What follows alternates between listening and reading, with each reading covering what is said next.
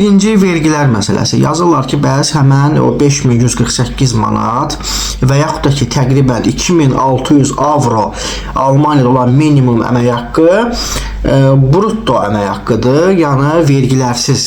Vergilər çıxıldıqdan sonra bu məbləğ az olacaq. Buna da cavab odur ki, bəs mənim müqayisə etdiyim Azərbaycandakı 400 manat minimum əmək haqqı bəyəm vergilər çıxılıb ki, orada da.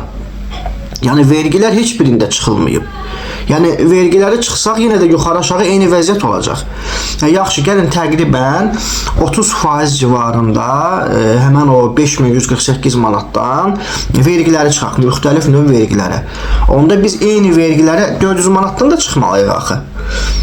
Biz də gələn ildən 2026-cı ildən 3% gəlir vergisi müəyyən olunub. O həmən o 3% növbəti il 5% və 7%-ə qədər artacaq.